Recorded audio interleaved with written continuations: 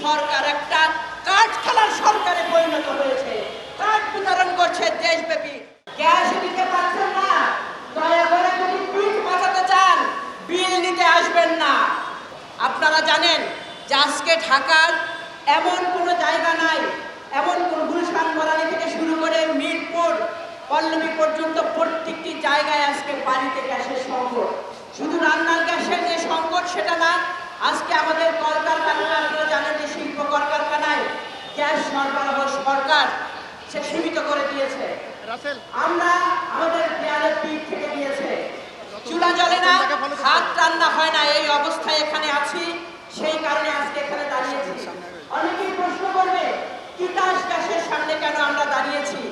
Gas নাই, Titas gas তো সেই গ্যাস উৎপাদন করে আমাদেরকে দিতে পারবে না, তাদের কাজ হচ্ছে সরবরাহ করা। আমরা যাদের কাছে বিল দিই আমরা তাদের উদ্দেশ্যে বলতে চাই, গ্যাস দিতে পারছেন না, দয়া করে যদি পিঠ বাঁচাতে চান বিল নিতে আসবেন না। আমরা ভাত রান্না করে খেতে পারছি না, আমাদের কারখানা চলছে না। অনেকে এখানে বিদ্যুতের কথা বলে গিয়েছে, গ্যাস নাই বলে বিদ্যুৎ উৎপাদন কমে গিয়েছে, বিদ্যুতের সরবরাহ আজকে বন্ধ হয়ে গিয়েছে। আজকে চুলায় গ্যাস চলছে না, কিন্তু কোথায় চলছে জানেন?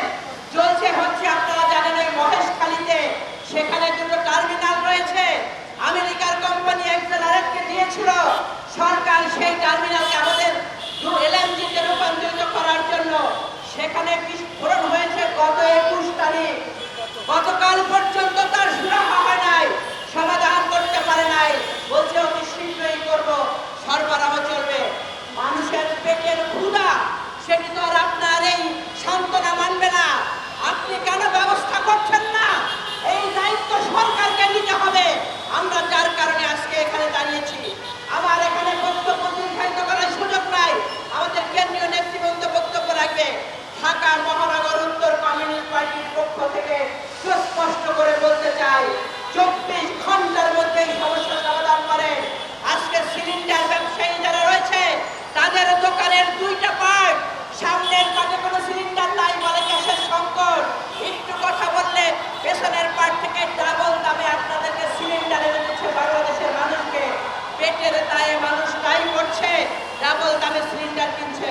দয়া করে নিয়ন্ত্রণ করেন, ভর্তুকি নিশ্চিত করেন, এবং যতক্ষণ পর্যন্ত যে হিসাবে গ্যাসের বিল নির্ধারণ করা হয়েছে সেই হিসাব অনুযায়ী আমরা সেই খনন গ্যাস যদি না পাই, সরবরাহ যদি স্বাভাবিক না হয়, আমরা গ্যাসের বিল দিব না।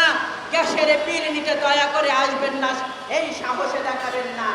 আজকে এই যে সমস্যা তৈরি হয়েছে, এই সমস্যা শুধুমাত্র চুলা জ্বালানো, আমাদের রান্না সেটার উপর না, আমাদের প্রত্যেকটা হোটেল ব্যবসায়ে, আমাদের পোশাক শিল্পে সব জায়গায় এর প্রভাব পড়েছে। আপনারা দেখেছেন সিএনজির জন্য পেট্রোল পাম্পের সামনে হাজার হাজার এই যে সিএনজি ড্রাইভাররা সব ভোররাত 2টা থেকে লাইন দেয়, তারপরে তারা বলে যে 40 টাকা 50 টাকা 60 টাকার গ্যাস পেয়েছে, তাতে তারা 1 ঘন্টা 1.5 ঘন্টাও চলতে পারে না, তাদের বাজার চলে না। সরকার একটা কাঠ খেলার সরকারে পরিণত হয়েছে। কাঠ বিতরণ করছে দেশব্যাপী। জনগণের এই দুর্ভোগ নিয়ে, জনমানুষের এই সমস্যা নিয়ে তাদেরকে একটা বক্তব্য দেখতে দিয়ে যায়, তাদেরকে একবার জনগণের জন্য কি পদক্ষেপ গ্রহণ করেছে সেই জবাবদিহিতা করতে দিয়ে যায়।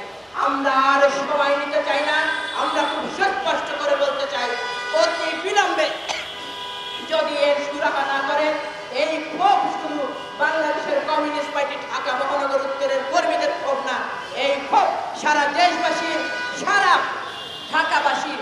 এই ক্ষোভে যদি বিক্ষোভে পরিণত হয়, সেই বিক্ষোভকে ঠেকানোর ক্ষমতা জনবিরোধী সরকারের বা জনবিরোধী সিদ্ধান্ত যারা নেয় তাদের যে নাই।